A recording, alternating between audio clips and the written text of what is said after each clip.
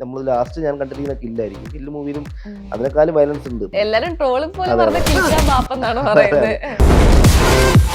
ഹിന്ദിയിൽ വരെ അവിടെയുള്ള സിനിമകൾ പോലും മാറ്റി നിർത്തിയിട്ടാണ് നമ്മളിപ്പം ഈ മാർക്കോ ഓടുന്നത്. അവിടെ ഞാൻ വന്നപ്പോ മുതലില്ല ചെന്നായികൾ എന്നെ കൂട്ടം കൂടി അടിക്കാൻ നോക്കാം. ഇനി ഇവിടെ ഞാൻ മതി. ബ്രൂട്ടൽ വയലൻസ് മൂവി വരുമ്പോഴത്തേന് ആദ്യത്തെ പേര് ഓക്കെ നമുക്ക് സുധിച്ചേട്ടനെ വിളിക്കാം. പേരും കൂടെ ബ്രൂട്ടൽ എന്നുള്ള പേര്. അതെ, ബ്രൂട്ടൽ വയലൻസ് മേക്കപ്പ് മാൻ. എല്ലാവരും ചോദിക്കാറുണ്ട് ക്രൂരന്മാരായ വില്ലന്മാരെ നിസ്സാരം പോലെ കൊന്നു എന്നുള്ളത്. പക്ഷെ അതല്ല സിനിമയിൽ സംഭവിച്ചിരിക്കുന്നത്. കാരണം തല വെട്ടി കഴിഞ്ഞ ശേഷവും പ്രസന്റ് ചെയ്യുമ്പോഴത്തേക്ക് ഇത് കാണുമ്പോൾ അവർക്ക് അത്രയും ഒറിജിനാലിറ്റി തോന്നാൻ വേണ്ടിയിട്ട് ആ ബോഡിയിൽ നമ്മുടെ ഒരു ലിക്വിഡ് ഫോം ഒഴിക്കുന്ന ജ്യൂസാണ്. അപ്പൊ ആ ജ്യൂസ് ഒഴിക്കുമ്പോഴത്തേക്ക് പുഴു കഴിക്കണം. കുറച്ച് മുമ്പ് ഞാൻ ട്രെയിനിങ് ആണ് ഈ പുഴുവിന് ട്രെയിനിങ്. അങ്ങനെ വരുമ്പോഴാണ് ഞാൻ മൂന്നാറിൽ നിന്ന് ഇങ്ങോട്ട് വരുന്ന സമയത്ത് നൈറ്റ് പോലീസ് ചെക്കിങ് ഉണ്ടായിരുന്നു. പക്ഷെ അവർ ക്യാഷ്വലി ചെക്കിങ്ങിന് വേണ്ടി നിർത്തി നോക്കുമ്പോഴത്തേക്ക് ഈ ബോഡി കണ്ടു. അവർക്ക് ഫസ്റ്റ് ഡിക്കി തുറന്ന് പെട്ടെന്ന് അടയ്ക്കുകയും ചെയ്തു. കാരണം എന്താ സംഭവം മനസ്സിലാവുന്നില്ല.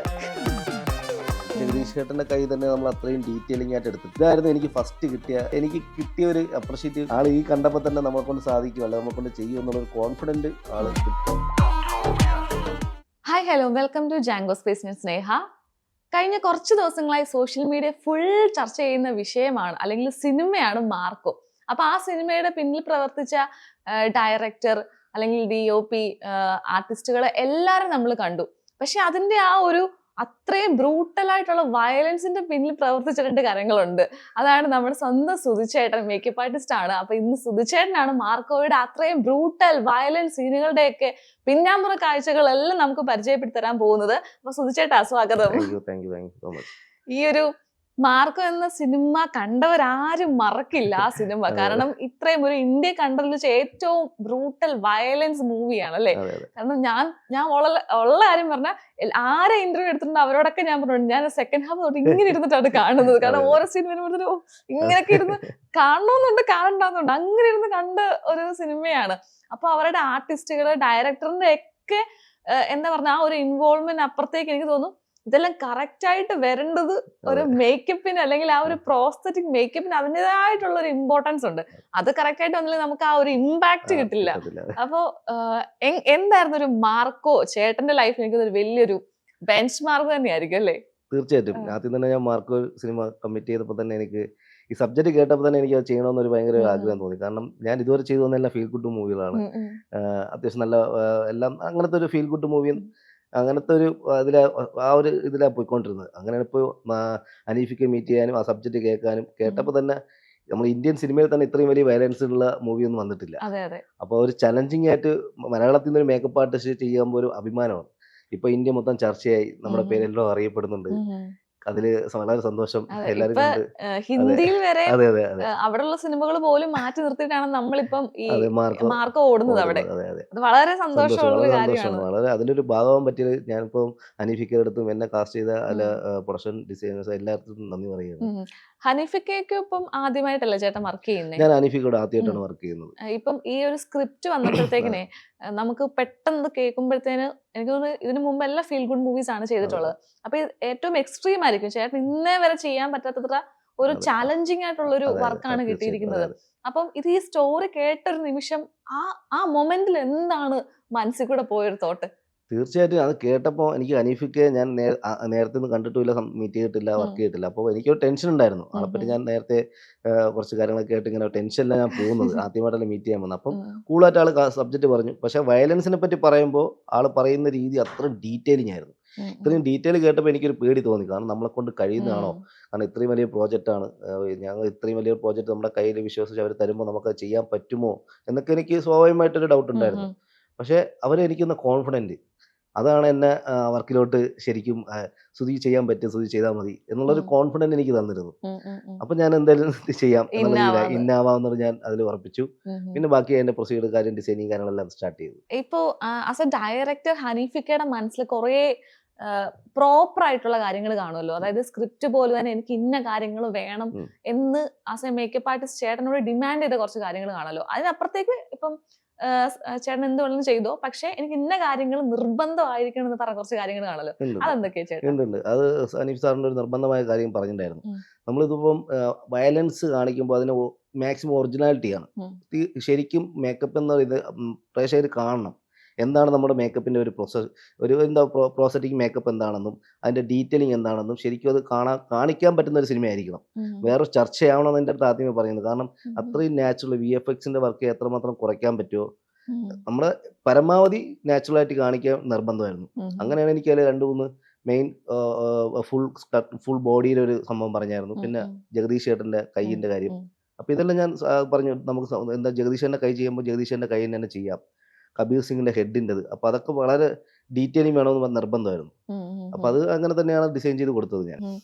നമ്മൾ നോർമലി എൻ്റെ ഒരു സംശയമാണ്, നമ്മളൊരു സിനിമ വരുമ്പോഴത്തേക്കിന് നമ്മളൊരു ക്യാരക്ടറൊക്കെ നമുക്ക് സ്ക്രിപ്റ്റിലൂടെ ആയിരിക്കുമല്ലോ നമ്മൾ ആദ്യം കേൾക്കുന്നത്. അപ്പോൾ ഡയറക്ടറിന്റെ മനസ്സിൽ ആൾക്കൊരു രൂപം കാണും.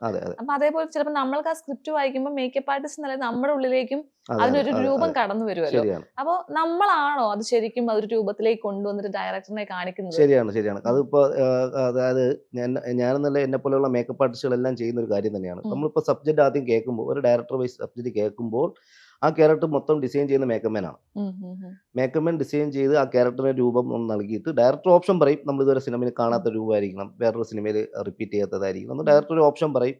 പിന്നെ ഏജിന്റെ കാര്യങ്ങളൊക്കെ പറയും, ഇത്ര ഏജ് ആണ്. അപ്പം നമ്മൾ ആ ക്യാരക്ടറിനെ വെച്ച് വരയ്ക്കുക ചെയ്യുക. ക്യാരക്ടർ സ്കെച്ച് ആർട്ടിസ്റ്റിനെ കൊണ്ട് വരച്ച് 2 ഓപ്ഷൻ വരയ്ക്കും. ഒരു ക്യാരക്ടർ 2 ഓപ്ഷൻ വരച്ചിട്ടായിരിക്കും ഡയറക്ടർ കാണിക്കുക. അപ്പോൾ അതിൽ നിന്നായിരിക്കും അവർക്ക് ഫിക്സ് ആയി ചെയ്യുന്നത്. അങ്ങനെ തന്നെയാണ് ഓൾമോസ്റ്റ് എല്ലാ സിനിമയിലും മേക്കപ്പ് ആർട്ടിസ്റ്റിന്റെ മെയിൻ ജോലി എന്ന് പറയുന്നത്. ക്യാരക്ടർ ഡിസൈനിങ് ചെയ്യുക, ആ ക്യാരക്ടറിലേക്ക് കൊണ്ടുവരിക, പിന്നെ മേക്കപ്പ് ടെസ്റ്റ് ചെയ്യുമ്പോഴത്തേക്കും മേക്കപ്പ് ചെയ്ത ഫീൽ ഇല്ലാതെ ക്ലിയർ ആക്കുക എന്നുള്ളതാണ്. ആ ക്യാരക്ടറിലേക്ക് കൊണ്ടുവരിക എന്നുള്ളതാണ്. എനിക്ക് തോന്നുന്നു ഇത് ആർക്കും അങ്ങനെ അറിയില്ല. ശരിക്കും വലുതായിട്ട് അറിയാത്തൊരു കാര്യമാണ്. കാരണം ഒരു മേക്കപ്പ് ആർട്ടിസ്റ്റ് എന്ന് പറയുമ്പോൾ മെയിൻ ഘടകം എന്ന് പറയുന്നത് ക്യാരക്ടർ ഡിസൈനിങ്, അതേപോലെ ക്യാരക്ടർ ക്രിയേറ്റ് ചെയ്യുക എന്നുള്ളതാണ്. അങ്ങനെ നോക്കിയാലും ഈ സിനിമ ചേട്ടൻ ഒരു ചലഞ്ച് തന്നെയാണ്. തീർച്ചയായും കാരണം എത്ര ക്യാരക്ടേഴ്സ് ആണ് അതിനകത്തുള്ളത്. വില്ലന്മാര്, അതേപോലെ മാർക്കോടെ ഫാമിലി, എല്ലാരും യുണീക്ക് ആയിട്ട് നിൽക്കുവാണല്ലേ.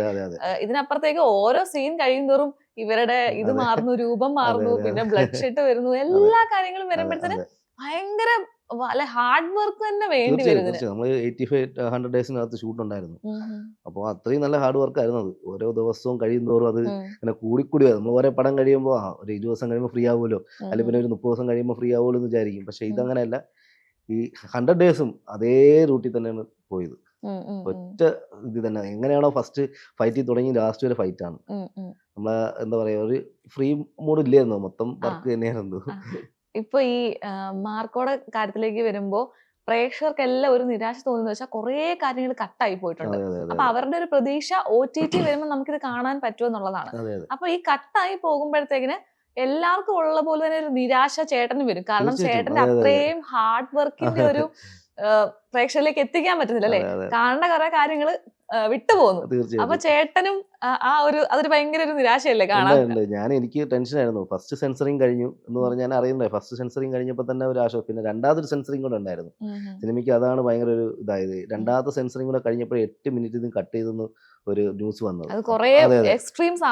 അപ്പോഴത്തേക്കും ഞാൻ ദുബായിലായിരുന്നു, ഷൂട്ടിലായിരുന്നു. അപ്പോൾ അവിടെ വെച്ചാൽ ഞാൻ അറിയുന്നു. പിന്നെ റിലീസ് സമയത്ത് ഫസ്റ്റ് ഡേ കണ്ടാലേ എനിക്ക് സിനിമയുടെ റിസൾട്ട് അല്ലേ, എനിക്ക് സിനിമ കാണും എന്തൊക്കെ ഭാഗം പോയെന്നറിയില്ലല്ലോ. കാരണം അത്രയും കഷ്ടപ്പെട്ടതാണല്ലോ. അപ്പോൾ അത് ഞാനും ദുബായിൽ ഞാനും ആസിഫിക്കും കൂടെ പോയി സിനിമ കാണുന്നത്. അപ്പോൾ കണ്ടപ്പോൾ മനസ്സിലായി അതിൻ്റെ കുറേ ബിഗിനിങ് ഭാഗം ഭയങ്കര ബ്രൂട്ടലായിട്ടുള്ള കുറച്ച് കാര്യങ്ങളുണ്ട്. അപ്പോൾ അത് സെൻസർ ബോർഡിനെയും കുറ്റം പറയാൻ പറ്റില്ല. അവരൊരു ലീഗൽ പ്രൊസീജിയർ കാണും. അപ്പോൾ അത് കാരണം അവർ കട്ട് ചെയ്തതാണ്. പക്ഷെ OTT വരുമെന്ന് പ്രതീക്ഷിക്കുന്നു. അപ്പോൾ ഇപ്പൊ ഇതില് നമ്മൾ തന്നെ പ്രേക്ഷകർ കണ്ടോണ്ടിരിക്കുമ്പോൾ തന്നെ നമ്മൾ ഓരോ സീനും എക്സ്പെക്ട് ചെയ്യുന്ന കുറെ കാര്യങ്ങളുണ്ട്. പക്ഷെ അത് നമുക്ക് കുറെ ഇടത്തൊക്കെ കിട്ടിയിട്ടില്ല. ശരിക്കും അതിനപ്പുറത്തേക്ക് അതിനൊരു എക്സ്റ്റൻഷൻ ഉണ്ടോ? തീർച്ചയായിട്ടും ഉണ്ട്. അതാണ് ചില ആൾക്കാർ കണക്ട് ചെയ്ത് പറയാറുണ്ട്, ഒരിടത്തും കണക്ട് ആവുന്നില്ല എന്നുള്ളത്. ഈ കണക്ട് ആവാത്തതിന്റെ മെയിൻ കാരണം ഇതാണ്. ഇതിൽ നിന്ന് നമ്മൾ പല സീനുകളും അവോയ്ഡ് ചെയ്തും പല ഷോട്ടുകളും മാറ്റേണ്ടി വന്നു വെച്ചാൽ അത്രയും ബ്രൂട്ടലായിട്ട് കാണിക്കുന്നത്. കുറച്ചും കൂടി ബിഗിനിങ് ഭയങ്കര വയലൻസ് ആണ് കാണിക്കുന്നത്. ക്ലൈമാക്സ് സീനിൽ ഒത്തിരി ഭാഗങ്ങൾ കാണിക്കാൻ പറ്റാത്ത സ്റ്റേജ് ഉണ്ട്. അത് കാരണമാണ് ആ ഒരു സിറ്റുവേഷൻ ഉണ്ടായത്. ഇതിൽ എന്തൊക്കെയാണ് ചേട്ടാ ഇപ്പൊ ചേട്ടൻ പോലും അത്രയും ഇൻവോൾവ് ആയിട്ട് കട്ട് ചെയ്ത് പോയ സീനുകൾ എന്തൊക്കെയാണ്? എനിക്ക് തന്നെ അറിയാം. നമ്മുടെ ആ ഡെലിവറി സമയത്തുള്ള കൊച്ചിന്റെ സീൻ അത് സ്റ്റാർട്ടിങ് തൊട്ട് എടുക്കുന്നുണ്ട്. കൊച്ചിനെ പുറത്തെടുക്കുന്ന സീൻ വരെ എടുക്കുന്നുണ്ട്. പിന്നെ അത് പോയിട്ട് ആ സിലിണ്ടർ കുറ്റിക്കൊണ്ട് ആ മോനെ നശിപ്പിക്കുന്നതൊക്കെ ശരിക്കും അതും കഴിഞ്ഞു തൊട്ടുമുണ്ട്. പിന്നെ സിനിമയുടെ എൻഡിൽ എല്ലാവരും ചോദിക്കാറുണ്ട്, ഇത്രയും ക്രൂരന്മാരായ വില്ലന്മാരെ നിസ്സാരം പോലെ കൊന്നു എന്നുള്ളത്. അതൊരു ക്വസ്റ്റ്യൻ പോയിന്റ്.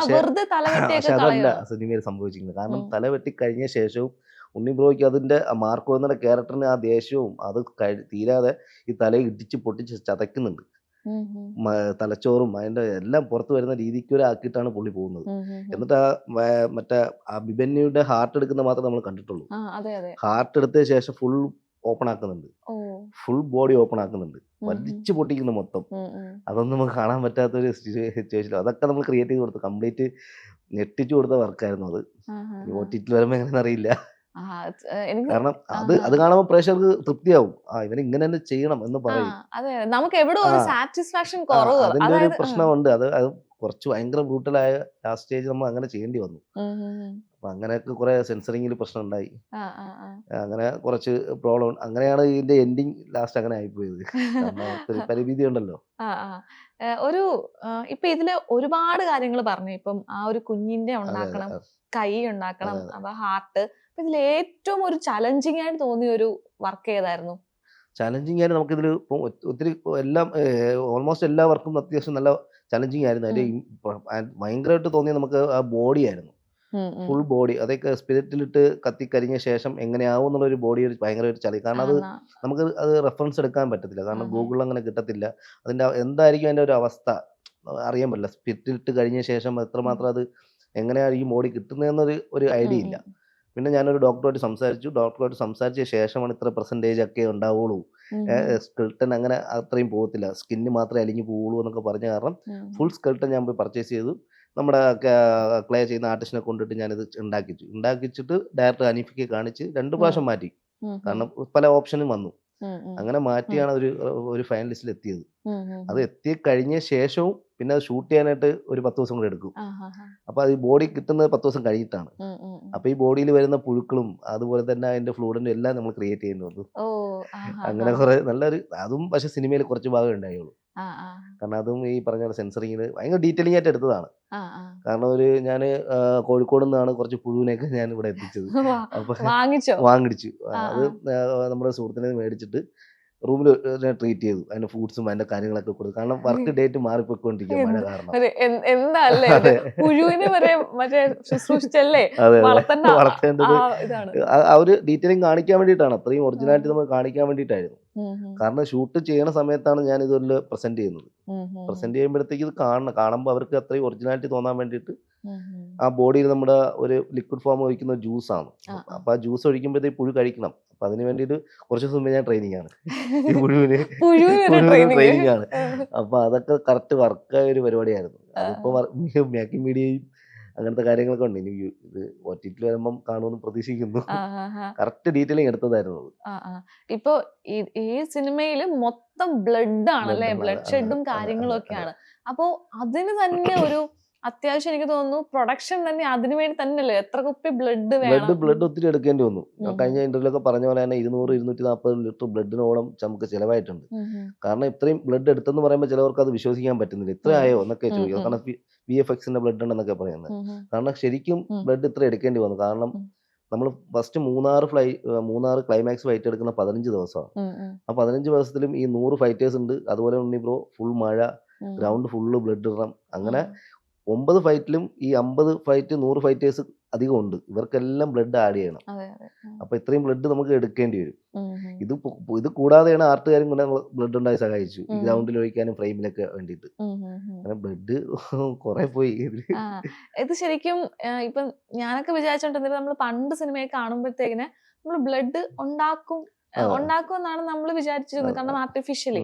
അപ്പൊ ഈ ബ്ലഡ് വാങ്ങിക്കാന്ന് പറയുന്നതിന്റെ അത് ഇത് തന്നെയാണ് നമ്മൾ പ്രോസ്റ്ററ്റിക്കിൽ ഉണ്ടാക്കുന്ന ബ്ലഡ് തന്നെ പർച്ചേസ് ചെയ്യുന്നത്. അതായത് അവരുടെ ഒരു മെത്തേഡിൽ ഉണ്ടാക്കുന്ന ഞാൻ ഉണ്ടാക്കാൻ ശ്രമിച്ച് നടന്നില്ല. കാരണം അതിനൊരു കണ്ടന്റ് ഒക്കെ ഉണ്ട്, അതിനൊരു അത് പഠിച്ചു നോക്കിയേ പറ്റുള്ളൂ അതിനെപ്പറ്റി ഒരു കണ്ടന്റ്. കാരണം നമ്മൾ ബോഡിയിലും ദേഹത്തൊക്കെ യൂസ് ചെയ്യുന്ന ഒറിജിനാലിറ്റി വേണം. അപ്പോൾ നമ്മളിപ്പോൾ എന്തെങ്കിലും ഒരു അഡ്ജസ്റ്റ്മെന്റിൽ ഉണ്ടായി കഴിഞ്ഞിട്ട് എന്തെങ്കിലും സൈഡ് എഫക്റ്റ് ഒക്കെ ആയിക്കഴിഞ്ഞാൽ അത് ആർട്ടിസ്റ്റിന് പ്രോബ്ലമാണ്. അപ്പോൾ ഇത് വർഷങ്ങളായിട്ട് ചെയ്യുന്ന എക്സ്പീരിയൻസ് ചെയ്യുന്ന ആൾക്കാരുടെ അടുത്ത് നിന്ന് മേടിക്കുക ചെയ്യുന്നത്. കാരണം ഒറിജിനൽ ബ്ലഡ് അല്ല, അതായത് ക്രിയേറ്റ് ചെയ്ത ബ്ലഡ് ആണ്. പിന്നെ നമ്മൾ പുറത്തുനിന്ന് പർച്ചേസ് ചെയ്ത ബ്ലഡാണ് ഐ ബ്ലഡ്. ഉണ്ണി ബ്രോയുടെ കണ്ണിന്റെ ഉള്ളിലിടാൻ വേണ്ടിയിട്ട് ഒരു ബ്ലഡ് വേണം. അത് പലർക്കും അറിയത്തില്ല. ഉണ്ണി ബ്രോ കണ്ണിന്റെ ഉള്ളിൽ റെഡ് സീരി ആണെന്ന് വിചാരിച്ചിരിക്കുന്നത്. ശരിക്കും സീരി അല്ല. ശരിക്കും ഒറിജിനൽ ബ്ലഡ് എന്ന് പറഞ്ഞാൽ നമുക്ക് ഈ ഐ ബ്ലഡ് എന്ന് പറഞ്ഞ ഒരു പ്രോഡക്റ്റ് ഉണ്ട്, അത് പുറത്തുനിന്നാണ് എടുക്കുന്നത്. അപ്പൊ അതാണ് ഫുൾ ത്രൂ ഔട്ടായിട്ട് ഉപയോഗിച്ചിരിക്കുന്നത്. കണ്ണിന്റെ ഉള്ളിൽ വരെ ബ്ലഡ് ഇടാറുണ്ട്. അപ്പൊ നമുക്ക് ഇതില് കുറെ സേഫ്റ്റി കാര്യങ്ങൾ നോക്കണം അല്ലേ? നോക്കാനുണ്ട് കാരണം ചെയ്തു തരും. പിന്നെ ഇപ്പൊ ഇതെല്ലാം കെമിക്കൽസും അതെ കാര്യങ്ങളും അതെ ഒക്കെ അതെ ആണല്ലോ. ഇപ്പൊ അതെ നമുക്ക് അതെ അതെങ്ങനെ റിയാക്ഷൻ അതെ ഉണ്ടാവും. ഇപ്പൊ ഈ കണ്ണിലൊക്കെ തന്നെ ചേട്ടൻ അതെ പറഞ്ഞ അതെ പോലെ അതെ നമ്മൾ അപ്പോഴാണ് ചിന്തിക്കുന്നത്. അതെ ഇതൊക്കെ നമ്മൾ കണ്ടുപോകുന്നല്ലാതെ അതെ അതെ ഇതിലിപ്പോ കണ്ണി വീണാലൊക്കെ നമുക്കൊരു അതെ ബുദ്ധിമുട്ടുണ്ട്, അതെ ഇറിറ്റേഷൻ അതെ ഒക്കെ അതെ ഉണ്ടാവും. അതെ അതൊക്കെ നമ്മൾ ശ്രദ്ധിക്കണമല്ലോ. ചീപ്പ് സാധനങ്ങൾ യൂസ് ചെയ്യാൻ പാടില്ല. അതെ എല്ലാ കാര്യങ്ങളും ശ്രദ്ധിക്കേണ്ടതായിട്ട് വരും. തീർച്ചയായും അത് ഉം. എല്ലാ ആർട്ടിസ്റ്റും അത് ഓക്കെ പറയണമെന്നില്ല. ഉം ആ ഉം. കണ്ണിൻ്റെ ഉള്ളിൽ ബ്ലഡ് ഇടാൻ സമ്മതിക്കില്ല. പക്ഷെ ഉം. ഉണ്ണി ബ്രോ ഞാൻ ആദ്യം എൻ്റെ കണ്ണിലിട്ട് കാണിച്ചു, ആ കൺവിൻസ് ആയി. ആ ആ. കഴിഞ്ഞ ശേഷം പുള്ളിയാൾക്ക് ഇട്ട് നോക്കാന്ന് പറയുമ്പോൾ ഓക്കെ. പിന്നെ ഉം. എല്ലാ ഷോട്ടിലും അത് ഉപയോഗിക്കേണ്ടി വന്നു. ആ ആ. കാരണം അതൊരു ഐ ഡ്രോപ്സ് ആണ്, ജസ്റ്റ് ഒരു ഐ ഡ്രോപ്സ് ആണ്. ഇടുമ്പോൾ ഉം. ഒരു ചെറിയൊരു ബുദ്ധിമുട്ട്, 5 മിനിറ്റുള്ള ഒരു ചെറിയൊരു വിഷ്വൽ ഫുൾ റെഡ് ആയിരിക്കും. ഉം ആ ഉം. ഒരു ബുദ്ധിമുട്ട് മാത്രമേ ഉള്ളൂ. ഉം ഉം. പക്ഷെ ഭയങ്കര ഒരു കാണുമ്പോൾ ഭയങ്കര എഫക്റ്റ് ആണ് അത്. ആഹാ. നമ്മളിപ്പം സിനിമയില് സീൻസ് ഒക്കെ നമ്മൾ ഓൾറെഡി റിഹേഴ്സൽ ചെയ്ത് നോക്കുമല്ലോ, ഉം. അല്ലെങ്കിൽ ട്രയൽ ചെയ്ത് നോക്കുമല്ലോ. അതേപോലെ നമ്മൾ മേക്കപ്പിന് വരുമ്പോഴത്തേക്കിനും കുറേ ട്രയൽസ് ഒക്കെ ചെയ്ത് നോക്കുമോ? നോക്കാറുണ്ട്. ഉം. കാരണം കുറച്ച് ഡിഫിക്കൽട്ട് സീനൊക്കെ നമ്മൾ ചെയ്ത് നോക്കാറുണ്ട്. കാരണം ഉം. ആർട്ടിസ്റ്റിന് ചെയ്യുന്ന മുമ്പേ വേറൊരാളെ നമ്മൾ ട്രെയിൻ ചെയ്യാറുണ്ട്. ഒരു ഓ. റിഹേഴ്സൽ പോലെ ഒരു ഏഹ്, ചെയ്യാൻ നോക്കാറുണ്ട്. ഇപ്പോൾ ഉം. ആർട്ടിസ്റ്റിന് ഇപ്പം ഉണ്ണിച്ചേട്ടൻ്റെ മുഖത്ത് തന്നെ ബ്ലഡ് ഉം. അടിക്കും മുമ്പേ ഉം. കൈ ഊരി വരുന്ന സീൻ കണ്ടാൽ അറിയാം ഉം. മുഖത്ത് ഫുള്ള് ബ്ലഡ് അടിക്കുന്നത്. ഉം. ഉം. അതിന് മുമ്പേ ഞാൻ ഒരു ഡൂപ്പിനെ വെച്ചിട്ട് ചെയ്ത് നോക്കും. ഓ. കാരണം അത് എങ്ങനെയാണത് പോവുക, എങ്ങനെയാണത് സെറ്റ് ആവുമെന്ന് അറിയില്ലല്ലോ. കാരണം ഉം. ഫസ്റ്റ് ടേക്കിലൊക്കെ ഓക്കെ ആക്കണം ഉം. അത്. അപ്പോൾ അത് 2, 3 പ്രാവശ്യം റിഹേഴ്സൽ ഡൂപ്പ് ചെയ്യുന്ന പയ്യൻ്റെ മുഖത്ത് തന്നെ ആക്ച്വലി ബ്ലഡ് അടിക്കും. ഉം. ഉം. ആ ബ്ലഡ് അടിക്കുന്ന ടൈമിലാണ് നമ്മൾ കാണുന്നത്. ഉം. കാരണം അതൊന്നും CGയിൽ പോയി വീണതല്ല. നമ്മൾ അവിടെ നിന്നിട്ട് സൈഡിൽ നിന്ന് ഓപ്പറേറ്റ് ചെയ്യുന്ന, ഉം. കയ്യിൽ ബ്ലഡ് വാരി ഇങ്ങനെ എറിയുന്ന. ഉം. ഉം. അപ്പോൾ അത് ആ ടൈമിംഗ് കിട്ടാൻ വേണ്ടി 2, 3 പ്രാവശ്യം റിഹേഴ്സൽ ചെയ്യും. ഓ. ഓ. അപ്പോൾ കറക്റ്റ് ആ ടേക്ക് എടുക്കുന്ന സമയത്ത് കിട്ടുകയും ചെയ്യും. ആ ആ. ഇപ്പൊ നമ്മൾ ഈ സിനിമ കണ്ടുകൊണ്ടിരിക്കുമ്പോഴത്തേക്കും നമ്മള് ഇതിനെപ്പറ്റി ഒന്നും ചിലപ്പോൾ ചിന്തിക്കില്ല. ഇപ്പൊ ചിന്തിക്കില്ല. ചേട്ടൻ പറയുമ്പോഴാണ് നമ്മൾ ഓരോ ഫൈറ്റ് സീനൊക്കെ വരുമ്പോഴത്തേക്കും ഇങ്ങനെ ബ്ലഡ് ഇപ്പൊ പറഞ്ഞിട്ട് അങ്ങോട്ടും ഇങ്ങോട്ടും അതെ ഒക്കെ അതെ വീഴുന്നതും, ഇപ്പൊ അതെ കൈയും കാലും ഒക്കെ വെട്ടുമ്പോഴത്തേക്കും ഇങ്ങനെ ചെതർന്ന് കാണാറുണ്ടല്ലോ. അപ്പൊ ഈ ക്ലോസ് ഷോട്ടും ഉം. മിഡ് ഷോട്ടും അങ്ങനെ പല അതെ ഷോട്ടുകളൊക്കെ അതെ ഉണ്ടല്ലോ. അപ്പൊ ഇതിലേക്ക് വരുമ്പോഴത്തേക്കും നമുക്ക് പല ലിമിറ്റേഷൻ കാണും. അതെ ചിലപ്പോൾ അതെ നമുക്ക് ഉണ്ട് അടുത്തേക്ക് ഉണ്ട് ഉണ്ട്. പോകാൻ അതെ പറ്റില്ല. അതെ അതെ പമ്പ് ചെയ്യുമ്പോഴും അതെ അതെ അതിന്റെ ആ ഒരു ഒറിജിനാലിറ്റിയും അതെ വരണം. അതെ അതെ അപ്പൊ ഇതൊക്കെ എങ്ങനെയാണ് ഹാൻഡിൽ ചെയ്യുന്നത്? അതായത് നമ്മൾ ക്ലോസ് ഷോട്ടിനൊക്കെ മാക്സിമം നമ്മൾ തന്നെ ഉപയോഗിക്കാറുണ്ട്. ആ. കാരണം അതിനൊക്കെ നമ്മുടെ ഈ പറയുന്ന പോലെ പമ്പിങ്ങും ഉം. ഈ ബോഡിക്കുള്ളിൽ കൂടെ ട്യൂബൊക്കെ ചെയ്യാറുണ്ട്. ഓ. സിറിഞ്ച് ട്യൂബൊക്കെ ചെയ്തിട്ട് ബാക്കിൽ നിന്ന് വർക്ക് ചെയ്യാറുണ്ട്. ആ ആ. വൈറ്റ് ഷോട്ടിൽ മാത്രം നമുക്ക് CGയുടെ സഹായം വേണ്ടി വരും. ഉം. ഉം. പിന്നെ ഭയങ്കര ടൈറ്റ് ഷോട്ടിൽ കട്ട് ചെയ്യുന്ന സമയത്ത് ബ്ലഡ് ഒലിച്ച് വരുന്നത് CGയുടെ സഹായം വേണ്ടി വരും. ഉം. ഉം. ഭയങ്കര ടൈറ്റ് ഷോട്ടിലൊക്കെ നമുക്ക് ഉപയോഗിക്കണമെങ്കിൽ. ഉം. കൂടുതലും ആ മാർക്കോ സിനിമയിലെ വൈറ്റ് ഷോട്ടിലൊക്കെ കുറച്ച് CG ബ്ലഡ് ആഡ് ചെയ്തിട്ടുണ്ട് അവർ. ഉം. ഉം. മാക്സിമം നമ്മുടെ ബ്ലഡ് തന്നെയാണ് ഇപ്പം എല്ലാം പമ്പിങ് കൊടുത്തിരിക്കുന്നത്. മൊത്തം പമ്പിങ് ആയിരുന്നു.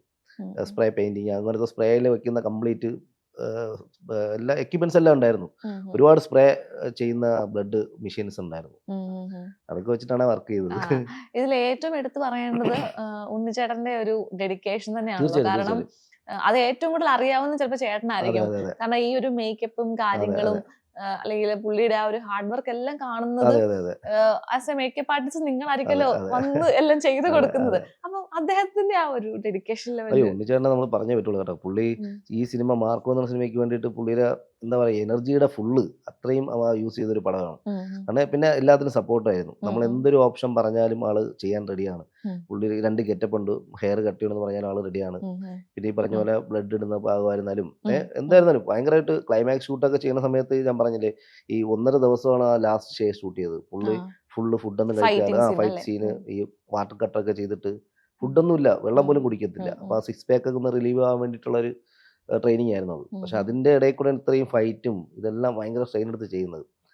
ഭയങ്കര ഡെഡിക്കേറ്റ് ആണ്. നമുക്ക് ഉം. പെട്ടെന്ന് ഈ വേറൊരു ആർട്ടിസ്റ്റിനെ കമ്പയർ ചെയ്യാൻ പറ്റില്ലെന്ന് തന്നെ പറയാം. കാരണം ഭയങ്കര ഡെഡിക്കേറ്റ് ആണ് ചെയ്യുന്നത്. ഉം. ഉം. അതിൻ്റെ ഒരു റിസൾട്ടാണ് പുള്ളി ഇപ്പം സൂപ്പർ സ്റ്റാർ എന്നുള്ള രീതിയിൽ പാൻ ഇന്ത്യ അറിയപ്പെടുന്നത്. ഉം. ഉം. അപ്പൊ ആ ക്ലൈമാക്സ് സീനിലൊക്കെ നമുക്കൊരു തീ പിടിക്കുന്നൊക്കെ ഒരു അതെ അതെ അതെ അതെ. സീൻ ഉണ്ടല്ലോ. ഉം. അപ്പൊ അതിനൊക്കെ എങ്ങനെയാണ് അതിന്റെ ഒരു സേഫ്റ്റി ഒക്കെ ഒന്ന് ശരിക്കും അഷ്വർ അങ്ങനത്തെ ചെയ്യുന്നത്? തീ സാധാരണ കണ്ടുവരുന്ന ഡൂപ്പ് ആർട്ടിസ്റ്റാണ് ചെയ്യാറ്. ഉം. ഉം. ഈ ഫൈറ്റേഴ്സും ഡൂപ്പും ഈ ഹീറോയ്ക്ക് വരെ ഡൂപ്പ് ആർട്ടിസ്റ്റാണ് ചെയ്യുന്നത്. ഉം. ശരിക്കും അന്ന് ആ ഉണ്ണി ബ്രോയാണ് ചെയ്തിരിക്കുന്നത്. കാരണം ആ കാലിൽ തീ കത്തുന്ന സംഭവം ഉണ്ടല്ലോ, ഉം. ഉം. അത് ആദ്യം ഒരു ഡൂപ്പാണ് ചെയ്തത്. ഉം. കാരണം രാവിലെ ഉണ്ണി ബ്രോ വരും മുമ്പേ ഈ ഷോട്ട് എടുക്കാന്ന് പറഞ്ഞ് ചെയ്തതാണ്. പക്ഷേ ഉണ്ണി ബ്രോ വന്ന് കണ്ട ശേഷം ഉം. പറഞ്ഞു ഇത് ഞാൻ തന്നെ ചെയ്യാലോ എന്ന് പറഞ്ഞിട്ട് പുള്ളി തന്നെയാണ് സേഫ്റ്റി എല്ലാം ഉപയോഗിച്ച് ഉം. കാലിൽ ഫുള്ള് തുണിയൊക്കെ ചുറ്റിയിട്ടും ഒരു സേഫ്റ്റി ഷൂ ഒക്കെ ചെയ്തു ഉം. ആ ഷോട്ട് എടുത്തത്. ഷോട്ട് വളരെ ഗംഭീരമായിട്ട് കിട്ടി. ഫസ്റ്റ് തന്നെ ഓക്കെ ആക്കി. ഉം. പക്ഷെ പാൻറ് പെട്ടെന്ന് കത്തി പിടിക്കുകയും ചെയ്തു. ഉം. ഉം. കിട്ടുന്ന പാൻസ് ഉം. മുട്ട് വരെ കത്തിയിട്ടുണ്ടായിരുന്നു. പക്ഷെ ഉം. ഭയങ്കര റിസ്ക് ആയിരുന്നു. ഉം. എന്നാലും പുള്ളി അത് ഗംഭീരമായിട്ട് ചെയ്തു, ഉം. അടിപൊളിയായിട്ട് ചെയ്തു. ആ, ഇപ്പൊ വേറെ സീൻസ് ഒക്കെ ഇതുപോലെ ഇപ്പോ ആ ഡ്യൂപ്പിനെയൊക്കെ വെച്ച് ചെയ്തിട്ടുണ്ടോ? ഇല്ല, ഫൈറ്റ് മൊത്തം ഉണ്ണി ബ്രോ തന്നെ ചെയ്തിരിക്കുന്നത്. ഉം, ഡൂപ്പ് ഉം, അങ്ങനെ ചെയ്തിട്ടില്ല. ഉം, കാരണം ഉം, റോക്ക് ഫൈറ്റ് വരെ കംപ്ലീറ്റും ഉണ്ണി ബ്രോ, അതിൻ്റെ മേക്കിംഗ് വീഡിയോയിൽ കണ്ടാൽ അറിയാം. ഉം, ഉം, കംപ്ലീറ്റ് ഓൾമോസ്റ്റ് എല്ലാം ഉണ്ണി ബ്രോ തന്നെ ചെയ്തിരിക്കുന്നത്. ഉം, ഉം, വേറെ അങ്ങനെ ഡൂപ്പ് അധികം ഉപയോഗിച്ചിട്ടില്ല. ഉം, ഉം, കാരണം വേറെ ഫൈറ്റേഴ്സിൽ നിന്നും ഡൂപ്പ് ഉപയോഗിച്ചിട്ടില്ല. എല്ലാവരും ഉം. അവർ തന്നെയാണ് ചെയ്തിരിക്കുന്നത്. ചേട്ടാ നമ്മളിപ്പോ ഈ പ്രോസ്തറ്റിക് മേക്കപ്പിലേക്ക് വരുമ്പോഴത്തേന് ഒരുപാട് പ്രൊഡക്റ്റും അതെ, കാര്യങ്ങളും അതെ, ഒക്കെ വേണമല്ലോ. അതെ. അപ്പൊ ഇതൊക്കെ ആക്ച്വലി നമ്മുടെ ഈ ഒരു ടെമ്പറേച്ചർ ലെവലിലും ഉം. ഒക്കെ ഇത് ഇത്രയും ദിവസങ്ങൾ ഇരിക്കുന്ന സാധനങ്ങളാണോ? കാരണം ഇപ്പം മൂന്നാറിലൊക്കെ അതെ, അതെ, അതെ, ഒരുപാട് അതെ, ദിവസം ഷൂട്ട് ഉണ്ടെന്ന് അതെ, അതെ, പറയുമ്പോഴത്തേന് ഇപ്പൊ ബ്ലഡ് ആണെങ്കിൽ കൂടി അതെ. കറക്റ്റ് ആയിട്ട് അങ്ങനെയൊക്കെ തന്നെ പ്രോപ്പർ ആയിട്ട് ഇരിക്കുവോ? അപ്പൊ അതിനെങ്ങനെയാണ് പ്രിസർവ് ചെയ്യുന്നതൊക്കെ? ശരി, അത് ശരിയാണ്. കാരണം നമ്മളിതിൽ ഉപയോഗിച്ചിരിക്കുന്നത് സിൽക്കോൺ ആണ്. സിൽക്കോൺ എന്ന് പറഞ്ഞാൽ USA പ്രോഡക്റ്റ് ആണത്. ഉം. അത് നമുക്കിവിടെ അവൈലബിൾ അല്ല, കേരളത്തിൽ കിട്ടില്ല.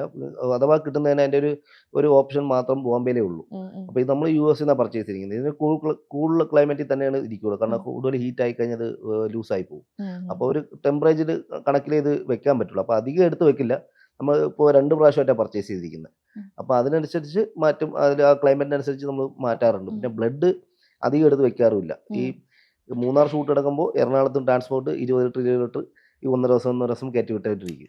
ഓ. കാരണം കൂടുതൽ എടുത്ത് വെക്കാറില്ല. ആഹാഹാ. കാരണം ഇവിടുത്തെ KSRTC ബസ്സിൽ നിന്ന് നൈറ്റ് കയറ്റും, രാവിലെ അവിടെ എത്തും. KSRTC ബസ്സിലോ? അതെ, അതെ, KSRTC ബസ്സാണ് നമുക്ക് ഭയങ്കര സഹായമായിരുന്നത്. അതെന്താ KSRTC ബസ് കറക്റ്റ്? അതായത് എൻ്റെ ഒരു സുഹൃത്തൂടെ സജി കൊരട്ടി എന്ന് പറഞ്ഞ മേക്കമാൻ ഉണ്ട്. ആളുടെ അടുത്താണ് ബ്ലഡ് ചെയ്യുന്നത്. അപ്പോൾ ആള് നമ്മളവിടെ കഴിയുമ്പോഴത്തേക്ക് വിളിച്ച് പറയും, രാവിലെ ഇവിടെ നിന്ന് കൊറിയർ കയറ്റി വിടും. അതായത് കൊറിയർ സർവീസ് ഉണ്ടല്ലോ, KSRTC ബസ്സിൽ കൊറിയർ നേരെ മൂന്നാർ എത്തും, അവിടെ നിന്ന് പോയി കളക്ട് ചെയ്യും. അങ്ങനെ 20 ലിറ്റർ വെച്ചിട്ടാണ് 15 ദിവസത്തേക്ക് ഇങ്ങനെ കയറ്റിക്കൊണ്ടിരുന്നത്. ഒരു ദിവസം 20 ലിറ്റർ വെച്ച് പൊയ്ക്കൊണ്ടിരിക്കും. ഓ. അധികം എടുത്തു വെച്ച് കഴിഞ്ഞാൽ അവിടുത്തെ ക്ലൈമറ്റിന് ചിലപ്പോൾ ഈ ബ്ലഡ് വേറെ കളറായി പോകും. ഉം, ഉം, ഉം. അപ്പോൾ അത് കാരണം ആവശ്യത്തിന് മാത്രം ഇങ്ങനെ എടുത്തുകൊണ്ടിരിക്കുവായിരുന്നു. അത് ഭയങ്കര കൗതുകമാണല്ലോ. അത് കാരണം ഭയങ്കര ഇത്രയും കൊറിയർ അതെ, അതെ, സർവീസുകൾ ഒരുപാടുള്ള സമയത്ത് അതെ. നമ്മൾ തന്നെ KSRTC. KSRTC ഭയങ്കര ഒരു സപ്പോർട്ടായിരുന്നു. കാരണം വെച്ചാൽ ഈ രാത്രിയിൽ ഇവിടെ നിന്ന് കയറ്റി രാവിലെ അവിടെ എത്തും, അല്ലെങ്കിൽ പിന്നെ രാവിലെ ഇവിടെ നിന്ന് കയറ്റി രാത്രി ഇവിടെ എത്തും. ഭയങ്കര സഹായമായിരുന്നു. നമ്മൾ പെട്ടെന്നൊന്നും കൊറിയർ കിട്ടത്തില്ല. പക്ഷെ കറക്റ്റ് സേഫ്റ്റി ആയിട്ട് എനിക്ക് അവിടെ സാധനം കൊണ്ടെത്തിച്ചു തരും അല്ലേ? അത് അവര് ഭയങ്കര പോലും അറിഞ്ഞു കാണത്തില്ല എന്താ ഇതിനകത്തുള്ളത്. എന്താ സംഭവം അറിയില്ല ശരിക്കും. അതിപ്പോ എന്ത് പറയാൻ പറ്റില്ലല്ലോ. ചേട്ടാ ഈ ബ്ലഡ് ഷെഡിന്റെ ഒക്കെ വരുമ്പോഴത്തേക്കും നമ്മളിപ്പോ സീനിന് കണ്ടിന്യൂറ്റി ഉള്ള പോലെ തന്നെ ഇതിനും കണ്ടിന്യൂറ്റി ഭയങ്കര ഇമ്പോർട്ടന്റ് ആണല്ലോ. ഇമ്പോർട്ടന്റ്. നമ്മള് ചില കാര്യങ്ങൾ ചെയ്തിട്ട് അതെ, അതെ, അതുപോലെ തന്നെ വരണം. അതെ. അത് ഭയങ്കര ഡിഫിക്കൽട്ട് അല്ലേ ഇതിങ്ങനെ പിടിച്ചു പോകാന്ന് പറയുമ്പോ? തീർച്ചയായിട്ടും. ആ ഉണ്ണി ബ്രോയുടെ ലാസ്റ്റ് ക്ലൈമാക്സിൽ ബോഡിയിലൂടെ സ്റ്റിച്ച് മാർക്ക് കണ്ടിട്ടില്ലേ? അത് മൊത്തം ക്ലൈമാക്സ് ഷൂട്ട് ചെയ്യുന്ന ഒരു 15-20 ദിവസത്തിനകത്താണ്. 20 ദിവസം ഈ മാർക്ക് കണ്ടിന്യൂസ് ചെയ്യണം. ആ ബ്ലഡിന്റെ ലൈൻസും അതെല്ലാം കറക്റ്റ് ഡീറ്റെയിലിംഗ് ആയിട്ട് നമ്മൾ ചെയ്യണം. അത് കണ്ടിന്യൂറ്റി നോക്കുന്ന അസിസ്റ്റന്റ് ഡയറക്ടറും ഈ പറഞ്ഞ നമ്മുടെ അസിസ്റ്റൻസും എല്ലാം മാനേജ് ചെയ്യാറുണ്ട്. ഇപ്പൊ അതുപോലെ തന്നെ ചിലപ്പം ഒരു സീനൊക്കെ വീണ്ടും വീണ്ടും റീടേക്ക് ഒക്കെ എടുക്കുമല്ലോ. അപ്പൊ വീണ്ടും ചിലപ്പം ബ്ലഡ് ഒക്കെ ഒഴിച്ചത് കൂടിപ്പോകും, പിന്നെ അത് കുറയ്ക്കണം. ഇതൊക്കെ നോക്കണ്ടേ? അസിസ്റ്റന്റ് ഡയറക്ടർ അതിന് വേണ്ടി ഒരു ഡിപ്പാർട്ട്മെന്റ് ഉണ്ട്. കണ്ടിന്യൂ നോക്കുന്ന ആളിനുണ്ട്. ഫോട്ടോ എടുത്ത് കറക്റ്റ് അളവ് വരെ എടുത്തു വെച്ചിട്ടുണ്ടാവും. അപ്പൊ ഒരു പോയിന്റ് മാറുകയാണെങ്കിൽ വന്ന് റിമൂവ് ചെയ്ത് അടുത്തിടും. അപ്പൊ അങ്ങനെ അത് കുറച്ച് നല്ല പണിയാണ്. കാരണം അത് കണ്ടിന്യൂറ്റി നോക്കുന്ന ആളുടെ ഉത്തരവാദിത്തമാണ്, ഞങ്ങളുടെ ഉത്തരവാദിത്തമാണ്. അപ്പൊ കൂടാനും പാടില്ല, കുറയാനും പാടില്ല. ആ ഒരു കറക്റ്റ് മീറ്റർ തന്നെ പോകണം. അങ്ങനെ തന്നെയാണ് ഫുൾ മാനേജ് ചെയ്യുന്നത്. ഇപ്പൊ ഈ പ്രോസ്തറ്റിക്കിന്റെ ഈ ഒരു മേക്കപ്പിലേക്ക് വരുമ്പോ 3 മെയിൻ സാധനങ്ങളാണ് നമ്മുടെ ആ വെട്ടുന്ന തല, അതേപോലെ ഹാർട്ട്, പിന്നെ കുഞ്ഞിന്റെ ഒരു ബോഡി. അപ്പൊ ഇതിലേക്ക് വരുമ്പോഴത്തേക്കിന് ആ ഒരു ഹാർട്ട് ഭയങ്കരമായിട്ട് നമ്മൾ ജസ്റ്റ് എടുക്കുന്നത് മാത്രമേ കാണിക്കുന്നുള്ളൂ. അപ്പൊ ചേട്ടൻ പറഞ്ഞു വെച്ചിട്ട് അതിന്റെ എക്സ്ട്രീം ഒരു വേർഷൻ ഉണ്ട്. തീർച്ചയായിട്ടും. അത് എൻ്റെ അടുത്ത് അനീഫൊക്കെ പറഞ്ഞത് ആ ഒരു സ്റ്റേജ് എന്ന് പറഞ്ഞാല് പുള്ളിയുടെ അത്രയും ക്രൂരമായിട്ട് ചെയ്ത ആളാണ്. അപ്പൊ ഇടിച്ച് ഹാർട്ട് എടുത്ത് അതിലൊരു തുടുപ്പുണ്ടാവുമല്ലോ, ഒരു ഹാർട്ട് ബീറ്റ്, അത് കാണണം നമുക്ക്. അത് കണ്ടിട്ട് ഉണ്ണിക്ക് ഒരു റിയാക്ഷൻ ഉണ്ട്. അതുവരെ നമ്മൾ ഷൂട്ട് ചെയ്തതാണ്. കാരണം പുറത്തെടുത്ത് ഹാർട്ട് കയ്യിൽ വെക്കുമ്പോൾ ആ ഹാർട്ട് ഇങ്ങനെ തുടിക്കും. എന്നിട്ട് അതിന് നോക്കിയിട്ടാണ് കംപ്ലീറ്റ് ഇടിച്ചങ്ങ് പൊളിക്കുന്നത്. അതൊക്കെ നമ്മൾ എടുത്തതാണ്. പക്ഷെ അത് നമ്മൾ ക്രിയേറ്റ് ചെയ്തതാണ്. കാരണം അതിനകത്തൊരു ടൈമിംഗ് പമ്പ് വെച്ചിട്ടുണ്ടായിരുന്നു. ഒരു ടൈമിംഗ് പമ്പിനനുസരിച്ച് ഇത് കറക്റ്റ് വർക്ക് ചെയ്യും. കാരണം അതിലൊന്നും CG ഉപയോഗിക്കേണ്ടി വന്നിട്ടില്ല. കാരണം അത്രയും ഭയങ്കര ഡീറ്റെയിലിംഗ് ആയിട്ട് നമ്മൾ എടുത്ത് കൊടുത്ത സാധനമാണ്. അതേപോലെ കുഞ്ഞിനെ എടുക്കുമ്പോഴും അനക്കം എല്ലാം ഉണ്ടായിരുന്നു. കുഞ്ഞിനൊക്കെ അങ്ങനത്തെ ഒരു മോഡലാണ് ആ കൊച്ചിനെ ചെയ്തത്. അത് പ്രോസറ്റിക് വർക്കിൽ ചെയ്ത് ഗംഭീരമായിട്ട് നമ്മൾ ചെയ്തു. അത് കാണുമ്പോൾ തന്നെ നമുക്ക് ഭയങ്കര ഫീൽ ആവും. അത് അവിടെ നിൽക്കുന്നവർ കണ്ടിരിക്കാൻ പറ്റിയിട്ടില്ല. കാരണം അന്ന് അവിടെ ഒത്തിരി ലേഡീസ് ഉണ്ടായിരുന്നു. അവർക്കൊന്നും ഇത് കണ്ടിരിക്കാൻ പറ്റാത്തൊരു സ്റ്റേജ് ആയിരുന്നു. അതായത് പ്രൊഡ്യൂസർ സാറിന്റെ വൈഫും കുട്ടികളൊക്കെ എപ്പോഴും അവിടെ ഉണ്ട്. ആ സീൻ എടുക്കുന്ന സമയത്ത് അവരവിടെ ഉള്ളതാണ്. അപ്പൊ അവർക്കൊന്നും ഈ സിറ്റുവേഷൻ കണ്ടിരിക്കാൻ പറ്റാത്ത അവസ്ഥയാണ്. കാരണം അത്രയ്ക്ക് നമ്മളത് ക്രിയേറ്റ് ചെയ്തു. അതായത് കുഞ്ഞെടുക്കുമ്പോൾ വരുന്ന ഒരു ലിക്വിഡും ഫോളും എല്ലാം നമ്മൾ ക്രിയേറ്റ് ചെയ്തു. പിന്നെ അത് ഗംഭീരമായിട്ട് അഭിനയിക്കുകയും ചെയ്തു. ദുർഗ എന്നുള്ള ആർട്ടിസ്റ്റ് ആ ഒരു ഫീൽ എന്ന് പറഞ്ഞാൽ അയ്യോ ഭയങ്കര പറയാതിരിക്കാൻ വയ്യ. ഗംഭീരമായിട്ട് അഭിനയിച്ചു ആ കൊച്ച്. അന്ന് ആ കൊച്ചിനെന്തോ ഭയങ്കര ടെമ്പറേച്ചർ പനിയും ഒക്കെ ആയിരുന്നു ആ സമയത്ത്. ആ സമയത്താണ് ഈ സീൻ എടുക്കുന്നത്. ഭയങ്കര അപ്രീഷിയേറ്റ് ചെയ്തേ പറ്റുള്ളൂ. ഭയങ്കര ഗംഭീരമായിട്ട് ചെയ്ത ആ സമയത്ത്. ആ ഒരു ഫീലും കൂടെ ഉണ്ടെങ്കിൽ ഇത് ഭയങ്കര ഒറിജിനാലിറ്റി ആവുള്ളൂ. നമ്മൾ വെറുതെ ഇപ്പോൾ ഒരു കുഞ്ഞിനെ എടുക്കുമ്പോൾ ആ ഫീൽ കിട്ടത്തില്ല. ആ ഒരു അവരുടെ ഒരു റിയാക്ഷനും അവരുടെ ഒരു ഇതൊക്കെ ഉണ്ടെങ്കിൽ അത് ഭയങ്കര ഒറിജിനാലിറ്റി ആയിപ്പോയി. ഇപ്പൊ നമ്മള് വില്ലനായിട്ട് ചെയ്ത ഇപ്പൊ കബീർ കബീർ സാർ. സിംഗ് അദ്ദേഹത്തിന്റെ ഫേസിന്റെ ഒക്കെ നമ്മൾ മോൾഡിങ് അതെ, എടുക്കുമല്ലോ. മോൾഡിങ് എടുക്കും. അതിപ്പം ചേട്ടൻ പറഞ്ഞ പോലെ തന്നെ മണിക്കൂറുകൾ അതെ, നിൽക്കേണ്ടതൊക്കെയാണ്. അപ്പൊ അദ്ദേഹം ഒക്കെ എനിക്ക് തോന്നുന്നു ഒരിടത്ത് ഇരുന്നാ പിന്നെ അനങ്ങാൻ പോലും അനങ്ങാൻ പറ്റില്ലല്ലേ. പറ്റത്തില്ല. ആള് നമ്മൾ കാണുമ്പോൾ ഭയങ്കര ഒരു 6 അടി പൊക്കം ഭീകരമാണ്. പക്ഷെ ആള് പഞ്ചപാവമാണ്. എന്താ പറയാ പുലിയുടെ മറ്റേ ഇതും ചെറിയ പൂച്ചക്കുഞ്ഞിന് മനസ്സുള്ളല്ലേ. ചെറിയ കുഞ്ഞു പോലെയാണ്. ഭയങ്കര ക്യൂട്ടാണ്. ഭയങ്കര ഭയങ്കര എൻജോയ്മെന്റ് ആണ് പുള്ളി. ഭയങ്കര എൻജോയ് ചെയ്ത പടമാണ് പുള്ളി. കാണുമ്പോൾ ഭയങ്കര ഭീകരനാണെങ്കിലും രാവിലെ വരുമ്പോ പൂജ, മേക്കപ്പ് ചെയ്യുന്ന ഒരു പൂജയൊക്കെ ഉണ്ട്. ആണോ? ഭയങ്കര പൂജയാണ്. വരുമ്പോ സ്വീറ്റ്സ് ഒക്കെ കൊണ്ടുവരും.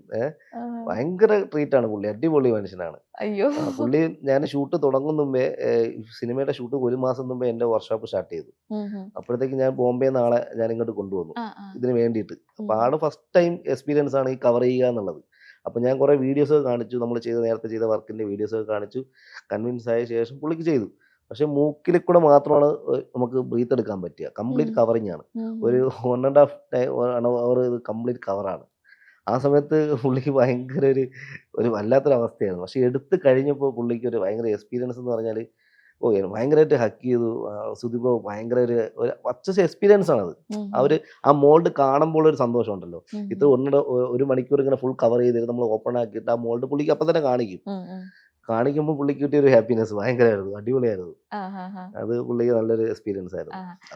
ഓക്കെ. ഈ ഒരു സിനിമ ഇറങ്ങിയതിന് ശേഷം ചേട്ടൻ ഒരുപാട് കോൾസും മെസ്സേജസും ഒക്കെ വന്ന് കാണില്ല. ഇപ്പൊ നേരത്തെ വർക്ക് ചെയ്ത സിനിമകളിലെ ആളുകളൊക്കെ ആയിക്കോട്ടെ ഒരുപാട് പേര് വിളിക്കുമല്ലോ.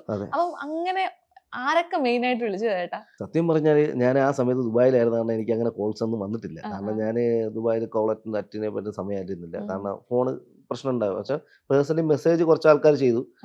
ഈ പറഞ്ഞ വലിയ ആർട്ടിസ്റ്റും ആരും നമ്മൾ അങ്ങനെ കോൾ ചെയ്തിട്ടില്ല എന്നാണ് എന്റെ ഇത്. ആസിഫിക്ക് ഉണ്ടായിരുന്നു. ആസിഫിക്ക് ഞാൻ ഷൂട്ട് സമയത്തായിരുന്നു ആ സിനിമ കാണാൻ പോയത്. ആസിഫ് ഭയങ്കര സപ്പോർട്ടാണ് എനിക്ക്. ഭയങ്കരമായിട്ട് കണ്ടിട്ട് ഭയങ്കര സപ്പോർട്ട് പറഞ്ഞു. ഞാനും ആസിഫിയും കൂടെ പോയ തിയേറ്റർ സിനിമ കാണുന്നത്. അപ്പൊ ആസിഫ് ഭയങ്കര സന്തോഷത്തിലായിരുന്നു. തിയേറ്ററിലൊക്കെ എന്നെ പറ്റി പറയുകയും അറിയാവുന്നിടത്തൊക്കെ പുള്ളിയാണ് മേക്കപ്പ് മാൻ എന്നൊക്കെ പറഞ്ഞ് ഭയങ്കരമായിട്ട് അപ്രീഷിയേറ്റ് ചെയ്തു. പിന്നെ ദുബായിൽ നിന്ന് തന്നെ 2-3 മലയാള അസോസിയേഷനിൽ നിന്ന് അവർ എന്നെ സ്വീകരിക്കുകയൊക്കെ ചെയ്തിരുന്നു. അത് ഭയങ്കര ഒരു ഹാപ്പി മൂമെന്റ് ആയിരുന്നു.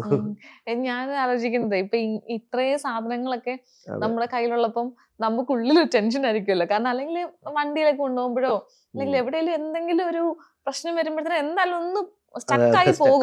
അല്ലെങ്കിൽ ആൾക്കാരെ ഒന്ന് വിളിച്ച് ഇന്ന പോലാണ് എന്ന് പറയാനുള്ള സമയമെങ്കിലും എടുക്കുമല്ലോ. അപ്പൊ ആ ടെൻഷനൊക്കെ ചേട്ടൻ ഉണ്ടായിരുന്നു. കാരണം ഞാൻ ഈ കബീർ സിംഗ് സാറിന്റെ ഹെഡ് ചെയ്തിട്ട് എന്റെ റൂമിൽ വെക്കാൻ പറ്റില്ല. കാരണം വണ്ടി തന്നെ ഇട്ടിരിക്കുകയാണ്. കാരണം റൂമിൽ വെച്ച് കഴിഞ്ഞാൽ റൂം ക്ലീൻ ചെയ്യാൻ വരുന്നവർ കണ്ടിട്ട് ചിലപ്പോൾ ഫോട്ടോ എടുത്ത് പുറത്ത് വിട്ടാലും പ്രോബ്ലം ആണ്. ക്ലൈമാക്സ് സീനാണ്. അപ്പോൾ കബീർ സാർ അതുകൊണ്ട് ഞാൻ വണ്ടി തന്നെ ഇട്ടിരിക്കുകയാണ്. അതുപോലെ തന്നെ ഫുൾ ബോഡി. അപ്പൊ ആ വണ്ടിയിലാണ് എന്റെ ഫുൾ യാത്ര. അപ്പൊ അതിന്റെ ഒരു ടെൻഷൻ ഉണ്ട്. അങ്ങനെ വരുമ്പോഴാണ് ഞാൻ മൂന്നാറിൽ നിന്ന് ഇങ്ങോട്ട് വരുന്ന സമയത്ത് നൈറ്റ് പോലീസ് ചെക്കിങ് ഉണ്ടായിരുന്നു. പക്ഷെ അവർ ക്യാഷ്വലി ചെക്കിങ്ങിന് വേണ്ടി നിർത്തി നോക്കുമ്പോഴത്തേക്ക് ഈ ബോഡി കണ്ടു. അവർക്ക് ഫസ്റ്റ് ഡിക്കി തുറന്ന് പെട്ടെന്ന് അടയ്ക്കുകയാണ് ചെയ്തത്. കാരണം എന്താ സംഭവം മനസ്സിലാവുന്നില്ല. അവരെന്താന്ന് ചോദിക്കുമ്പോൾ തന്നെ ഡിക്കി തുറന്ന് ഈ ബോഡിയും ഈ കൈയും കിടക്കുന്നുണ്ട് അങ്ങ് അടച്ച് വണ്ടിയുടെ ഡോറ്. എന്നിട്ടാ പിന്നെ തുറക്കാൻ പറഞ്ഞത്. ഒരു നിമിഷം എന്താ സംഭവം എന്നറിയില്ലല്ലോ. എന്നിട്ട് ഞാൻ പോയി ഡീറ്റെയിൽ പറഞ്ഞു. മേക്കപ്പ് ആർട്ടിസ്റ്റാണ്, ഇതുപോലെ പ്രോസസ് കാര്യങ്ങളൊക്കെ പറഞ്ഞു. അവർ കൺവിൻസ് ആയി കഴിഞ്ഞ് പിന്നെ അടുത്ത സ്റ്റേജിൽ അവർക്ക് അതെടുത്ത് ഫോട്ടോ എടുക്കണം. അത് നടപടിയാവില്ല, അതൊരിക്കലും നടപടിയാവില്ല എന്നൊക്കെ പറഞ്ഞ് സംസാരിച്ച ശേഷമാണ് ഞാനത് അവിടെ നിന്ന് പോയത്. കാരണം അവർ പെട്ടെന്ന് ഷോക്കാവൂല. നമ്മൾ പെട്ടെന്ന് ഇത് കാണുമ്പോൾ എന്താണ് ഏതാണെന്ന് അറിയുന്നില്ലല്ലോ. അപ്പൊ അങ്ങനെ ചെറിയ ചെറിയ ഇഷ്യൂസ് അങ്ങനെയൊക്കെ ഉണ്ടായിട്ടുള്ളൂ. ഈ ലൊക്കേഷനിലൊക്കെ ചേട്ടനും പോവാറുണ്ടായിരുന്നു എല്ലായിടത്തും? അതെ, ഞാൻ കംപ്ലീറ്റ് ഇൻക്ലൂഡ് ആയിരുന്നു. കാരണം ഞാൻ ആ സമയത്ത് വേറെ വർക്കൊന്നും ഞാൻ എടുത്തില്ലായിരുന്നു. ഈ മാർക്കോ മാത്രമേ ഉണ്ടായിരുന്നുള്ളൂ. മാർക്കോ സ്റ്റാർട്ട് ചെയ്ത് നമ്മൾ ഒന്നാമത് അനീഫ് സാറിന്റെ വർക്ക് ഇങ്ങനെ നമ്മൾ ഫസ്റ്റ് ചെയ്യുകയാണ്. പക്ഷെ ഇത്രയും നമ്മൾ ഡെഡിക്കേറ്റ് ആയിട്ട് ചെയ്യണം. അപ്പൊ ഞാൻ വേറെ വർക്കൊന്നും എടുത്തില്ല. ഈ വർക്ക് തന്നെയായിരുന്നു ഫുൾ ടൈം ഉണ്ടായിരുന്നത്. ഈ ലൊക്കേഷനിൽ എങ്ങനെയുണ്ട്? കാരണം എല്ലാം യങ്സ്റ്റേഴ്സ് ആണ്. അതേപോലെ തന്നെ ഞാനിപ്പം അഭിമന്യുവിന്റെ ഇന്റർവ്യൂ എടുക്കാൻ പോയപ്പോ അഭിമന്യു എന്നോട് പറഞ്ഞു, അതായത് മൂന്നാർ ലൊക്കേഷനിലൊക്കെ എന്ന് പറഞ്ഞാൽ മൊത്തം അട്ടകളാണ്. അട്ടാന്ന് പറഞ്ഞാൽ നമ്മൾ ഒന്നാതെ ദേഹത്ത് ഫുൾ ബ്ലഡ്. അപ്പൊ ഇതൊക്കെ എവിടൊക്കെയാ കേറിയിരിക്കുന്നത് എന്തൊക്കെയാണെന്നറിയില്ല. ലാസ്റ്റ് ഓരോന്ന് കഴിഞ്ഞ് വരുമ്പോഴത്തേക്കും ദേഹം ഫുൾ അട്ടകളാണ്. തലയിൽ വരെയാണ് കേറിയിരിക്കുന്നത് എന്ന് പറയും.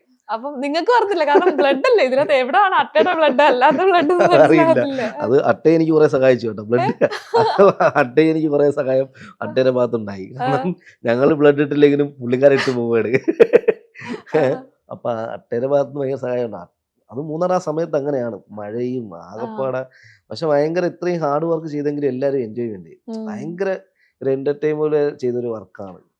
ഭയങ്കര ഫ്രീ ആയിരുന്നു. ഫ്രീ എന്ന് പറഞ്ഞാൽ ടെൻഷനും ഉണ്ട്, പക്ഷെ എത്രയും ക്രൂ മെമ്പേഴ്സും എല്ലാവരും ഒറ്റക്കെട്ടിട്ട് നിൽക്കുകയാണ്, എല്ലാ ഡിപ്പാർട്ട്മെന്റും അതിന് വേണ്ടിയിട്ട്. അപ്പൊ ഭയങ്കര ഒരു അടിപൊളി വർക്കായിരുന്നു അത്. ഈ മഴ ഏറ്റവും കൂടുതൽ ബുദ്ധിമുട്ടിക്കുന്നത് നിങ്ങളെ തന്നെ ആയിരിക്കും അല്ലേ? നിങ്ങളുടെ ഡിപ്പാർട്ട്മെന്റിന്റെ ആണ്. ഒരുപാട്. പിന്നെ അത് മഴ നാച്ചുറലായിട്ട് വന്നു. ആ ഫൈറ്റിന്റെ ഇടയിൽ ലാസ്റ്റ് നാച്ചുറലായിട്ട് മഴ വന്നു.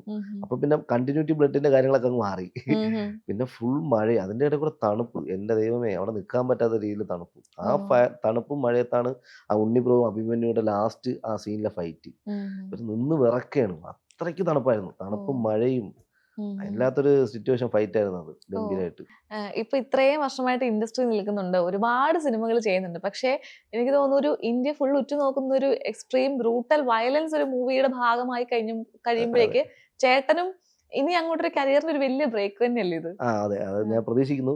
കാരണം ഇപ്പൊ ഒരു സംസാരമായിട്ടുണ്ട്, അതെ, മലയാളത്തിൽ നിന്നൊരു മേക്കപ്പ് മാൻ ഇങ്ങനെ ചെയ്യുന്നു ആദ്യമായിട്ടായിരിക്കും. സാധാരണ എല്ലാവരും കണ്ടുവരുന്ന ഇപ്പൊ ഹോളിവുഡിൽ നിന്നും വലിയ വലിയ വലിയ ഇൻഡസ്ട്രിയിൽ നിന്നൊക്കെയുള്ള മേക്കപ്പ് ആർട്ടിസ്റ്റുകളെ വരാറ്. ഇത്രയും വലിയ വയലൻസ് അല്ലേ ഈ ഇന്ത്യയിൽ തന്നെ. ഈ നമ്മൾ ലാസ്റ്റ് ഞാൻ കണ്ടിരിക്കുന്ന കില്ലായിരിക്കും. കില്ല് മൂവിയിലും അതിനേക്കാളും വയലൻസ് ഉണ്ട് ഇപ്പൊ പലരും പറയുന്നുണ്ട്. എല്ലാരും ട്രോളിൽ പോലെ പറഞ്ഞ കിൽക്കാ ബാപ്പ് എന്നാണ് പറയുന്നത്. അങ്ങനെ ഒരു ടോക്ക് ഉള്ള കാരണം എനിക്ക് ധൈര്യമായിട്ട് പറയാം, ഇന്ത്യയിൽ തന്നെ ഇത്രയും വലിയൊരു പടത്തിന്റെ ഭാഗമായെന്ന് ധൈര്യമായിട്ട്. മലയാളത്തിൽ നിന്നും ഇങ്ങനെ ഒരു മേക്കപ്പ് മാൻ ഉണ്ടെന്ന് തെളിയിച്ചു എന്ന് എനിക്ക് ധൈര്യമായിട്ട് പറയാം. ഇപ്പോ ഈ ഒരു സമയത്ത് നമ്മുടെ സുധിച്ചേട്ടന്റെ കരവിരുതുകള് അല്ലെങ്കിൽ എനിക്കൊന്ന് കാണിക്കണമെന്നുണ്ട്. അപ്പൊ നമ്മൾ ആ സിനിമയിൽ ഉണ്ടായിരുന്ന വർക്കുകളൊക്കെ ചേട്ടൻ ഇവിടെ കൊണ്ടുവന്നിട്ടുണ്ട്, അത് ഞാൻ നിങ്ങളെ കാണിച്ചു തരാം കേട്ടോ. തീർച്ചയായിട്ടും. എന്റെ കയ്യിൽ ഇതാ നമ്മുടെ മാർക്കോടെ വില്ലിന്റെ തലയാണ് ഇരിക്കുന്നത്, ദേ നോക്കി. അപ്പം ഇത്രയും വർക്കുകളാണ് നമ്മുടെ സുധിച്ചേട്ടനും ടീമും എല്ലാരും കൂടെ ചെയ്തേക്കുന്നത്. ഇത് മാത്രമല്ല കേട്ടോ, ഇവിടെ കുറെ സാധനങ്ങൾ ഇരിപ്പുണ്ട്. അപ്പൊ സുധിച്ചേട്ടൻ തന്നെ ഇതിന്റെ ബിഹൈൻഡ് കാര്യങ്ങളൊക്കെ പറഞ്ഞു തരും. ചേട്ടാ ഞാൻ ഇത് ഇവിടെ വെച്ചേക്കാം, ഇനി കൂടുതൽ എടുത്ത് കയ്യിൽ വെക്കണ്ട. അപ്പൊ ചേട്ടാ, നമ്മൾ നോർമൽ മേക്കപ്പും പ്രോസ്തറ്റിക് മേക്കപ്പും തമ്മിൽ കുറെ വ്യത്യാസങ്ങളുണ്ടല്ലോ. അപ്പൊ ചേട്ടൻ പറഞ്ഞ പോലെ പണ്ടാണെങ്കിൽ നമ്മൾക്ക് ഇവിടെ ഉള്ളവരാരും അല്ലെങ്കിൽ അത് പരീക്ഷിക്കാറുമില്ല, അതൊരു കോൺഫിഡൻസ് കുറവായിരിക്കും, നമ്മളെ കൊണ്ട് പറ്റുമോ. അപ്പൊ കൂടുതലും മുംബൈ, ഹൈദരാബാദ് എന്നൊക്കെ ആയിരിക്കും ആളുകളെ കൊണ്ടുവരുന്നത്. പക്ഷെ ഇപ്പം നമുക്ക് തന്നെ ചെയ്യാം എന്നുള്ളൊരു കോൺഫിഡൻസ് ലെവൽ കൊടുക്കുവാണ് സുധിച്ചേട്ടൻ മറ്റുള്ളവർക്കും കൂടി. അപ്പം ഇതിന്റെ ഒരു രണ്ടും തമ്മിലുള്ള വ്യത്യാസം, അതിന്റെ കാര്യങ്ങളൊക്കെ ഒന്ന് പറയൂ. തീർച്ചയായിട്ടും. ഫീൽ ഗുഡ് മൂവി എന്ന് പറയുമ്പോൾ ശരിക്കും ക്യാരക്ടർ ബേസ് മേക്കപ്പ് ആണ് ഉള്ളത്. ശരിക്കും സിനിമയിൽ മേക്കപ്പ് എന്ന് ഉദ്ദേശിക്കുന്നത് ക്യാരക്ടർ ബേസ്. അപ്പം മാർക്കോയിൽ തന്നെ ഓരോ ക്യാരക്ടർ ബേസ് നമ്മൾ ചെയ്തിരിക്കുന്നത്. ഒരു ഈ മേക്കപ്പ് ഫീൽ വരാൻ പാടില്ല. ഏതൊരു മൂവി നോക്കിയാലും, ഞാൻ ചെയ്ത ഏത് മൂവി നോക്കിയാലും അങ്ങനെ ആയിരിക്കും. കാരണം നമ്മൾ ചെയ്തിരിക്കുന്ന അത്രയും നാച്ചുറൽ വർക്കായിരിക്കും. ജയ ജയ ഹേ മുതൽ അങ്ങോട്ട് വാഴ, ഫാലിമി, ഗുരുവായൂരമ്പ നടയിൽ കംപ്ലീറ്റ് സിനിമ നോക്കിയാൽ അറിയാം. അത്രയും നമുക്ക് നാച്ചുറൽ രീതിയിൽ എന്താണോ ക്യാരക്ടറിന് വേണ്ടത് മാത്രമാണ് ഞാൻ ക്രിയേറ്റ് ചെയ്യാറുള്ളത്. അങ്ങനെ ഈ പ്രോസറ്റിക് മേക്കപ്പ് എന്ന് പറയുന്നത് ആ ക്യാരക്ടറിന് ആവശ്യമായ, അതായത് ആ സിനിമയ്ക്ക് ആവശ്യമായ കാര്യങ്ങൾ നമ്മൾ ക്രിയേറ്റ് ചെയ്യുക ചെയ്യുന്നത്. അതിൽ മേക്കപ്പിൽ കൂടെ ഇൻക്ലൂഡ് ആയ സംഭവം തന്നെയാണ് ഈ പ്രോസറ്റിക് എന്ന് പറയുന്നത്. പ്രോസറ്റിക് മേക്കപ്പ് എന്ന് ഒരു വേറൊരു കാറ്റഗറി അല്ല, വേറൊരു ഡിപ്പാർട്ട്മെന്റ് അല്ല. അത് ശരിക്കും അതൊരു ഡിപ്പാർട്ട്മെന്റ് ആയിട്ട് മാറി ഈ കഴിഞ്ഞ 2-3 ദിവസമായിട്ട്.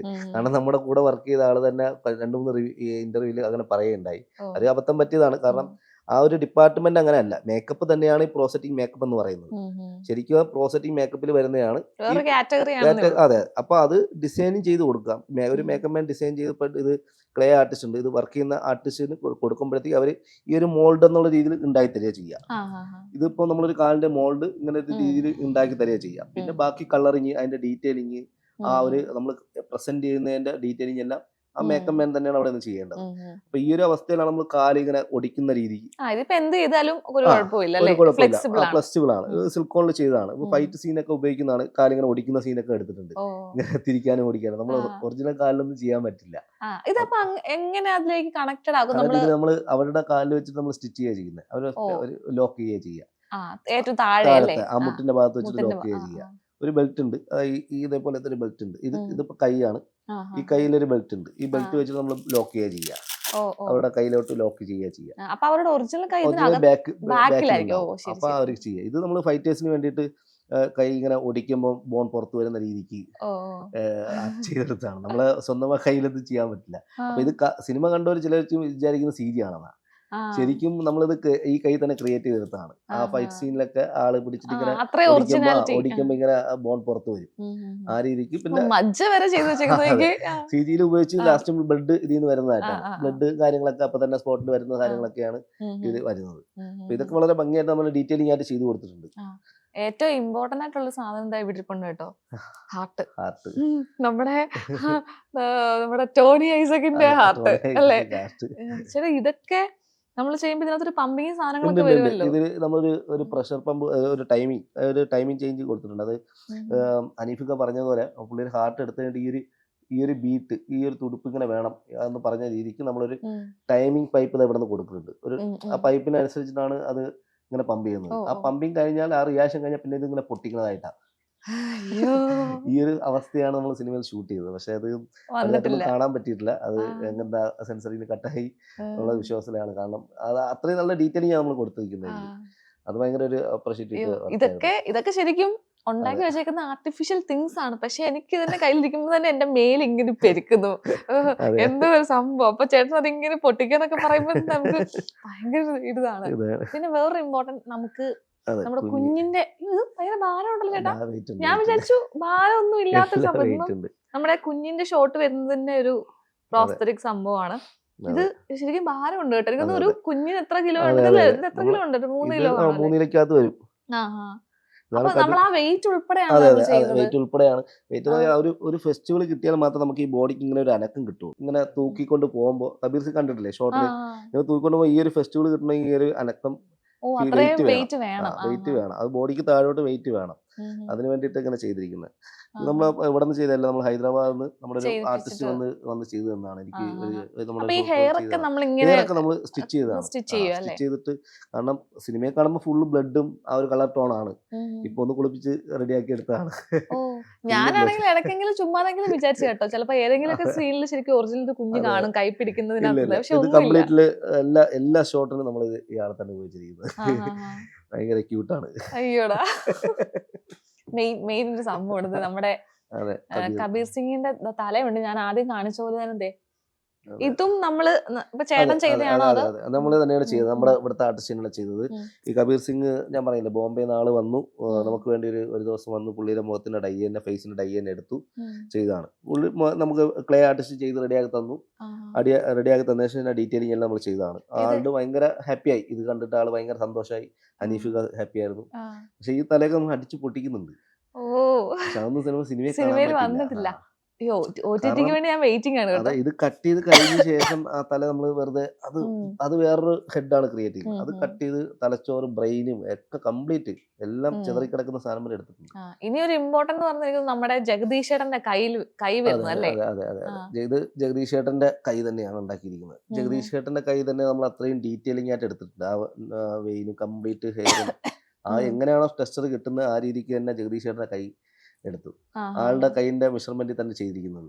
ഇതായിരുന്നു എനിക്ക് ഫസ്റ്റ് കിട്ടിയ ടാസ്ക് അല്ല, എനിക്ക് കിട്ടിയ ഒരു അപ്രിഷിയേറ്റ്. കാരണം അതായത് ഷൂട്ടിംഗ് തുടങ്ങുന്ന ദിവസം, മൂന്നാർ ഷൂട്ടിംഗ് തുടങ്ങുന്ന ദിവസമാണ് ഞാനിത് പ്രസന്റ് ചെയ്യുന്നത്. കാരണം ഷൂട്ട് തുടങ്ങുമ്പോൾ ഞാൻ ഇതിന്റെ വർക്ക് സ്റ്റാർട്ട് ചെയ്തു.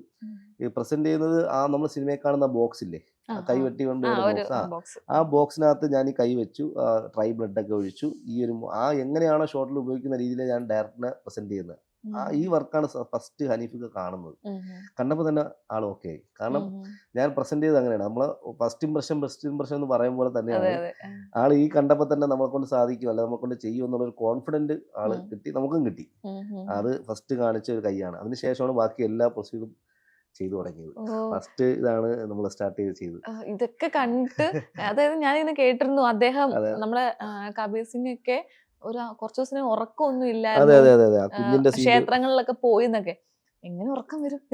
ഇതൊക്കെ എനിക്ക് ഇങ്ങനെ കാണുമ്പോൾ തന്നെ നമ്മുടെ ഒരു മൈൻഡ് ഡിസ്റ്റർബ് ആകും. ശരിയാണ്. അത് കബീർ സിംഗ് സാർ തന്നെ നമ്മുടെ വർക്കിനെ പറ്റി കണ്ടിട്ട് തന്നെ ആള് പറഞ്ഞു, ബ്രില്യൻ ബ്രോ. കാരണം ഇതൊന്നും ആള് ഇങ്ങനെ കണ്ടിട്ടില്ല. ഈ മലയാളിന്നോ നമ്മളെ ഇങ്ങനത്തെ ഒരു ആർട്ടിസ്റ്റ് നമ്മൾ ചെയ്യുന്നത് ആള് ആദ്യമായിട്ടാണ് കാണുന്നത്. ആള് ഹിന്ദി പടങ്ങളൊക്കെ ചെയ്യുന്ന ആളാണ്.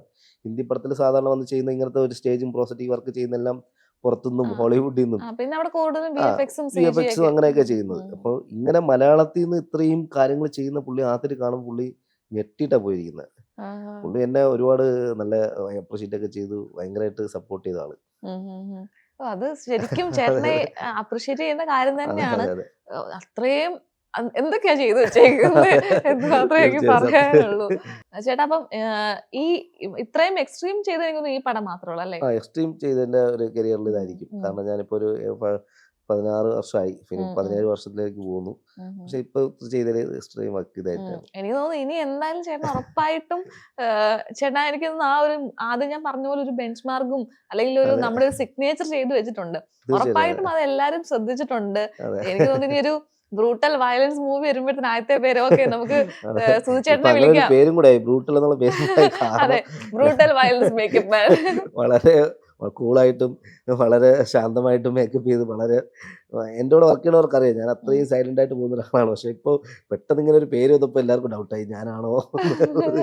അല്ല ചിലപ്പോ നമുക്ക് സാധാരണക്കാർക്ക് അറിയില്ലല്ലോ, അതെ അതെ അപ്പൊ അതെ ഒരു പേടിയും വരും.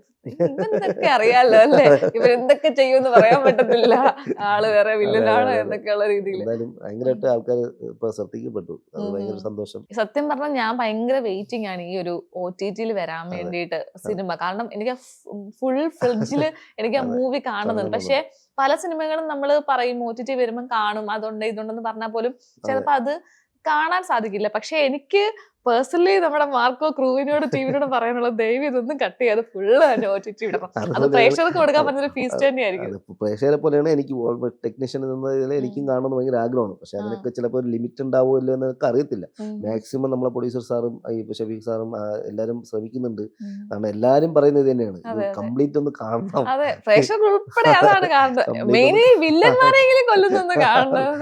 പക്ഷെ അതിനൊക്കെ എന്തെങ്കിലും ഒരു ഓപ്ഷൻ ഉണ്ടാവും. അല്ലെ ആഹാ. പാർട്ട് 2 വരുന്നുണ്ട്. പാർട്ട് 2ന്റെ ഒരു ഒഫീഷ്യൽ ആയിട്ടുള്ള സംസാരം ആയിട്ടില്ലെങ്കിലും ഉണ്ടാവും. ഉം. അതിലെങ്കിലും അപ്പൊ അതിലും ചേട്ടൻ തന്നെ ആയിരിക്കല്ലേ ബാക്കി വില്ലന്മാർക്കുള്ള പരിപാടീസ് ഒക്കെ അതെ ആയിട്ട്. അതെ അതെ അതെ ഓക്കെ ചേട്ടാ, അപ്പൊ എന്തായാലും ഒരുപാട് സന്തോഷം. ഇപ്പൊ താങ്ക് യു ഈ കാര്യങ്ങളൊക്കെ ഇതൊക്കെ നേരിട്ട് കാണാൻ പറ്റും ഞാൻ താങ്ക് ഒട്ടും യു എക്സ്പെക്ട് ചെയ്തില്ല. പക്ഷെ ഇതെല്ലാം കാണാൻ പറ്റുന്നത് ഭയങ്കര സന്തോഷം. താങ്ക് യു അപ്പൊ എന്തായാലും താങ്ക് യു സോ മച്ച് ചേട്ടാ, ഒരുപാട് സന്തോഷം. ഓക്കെ.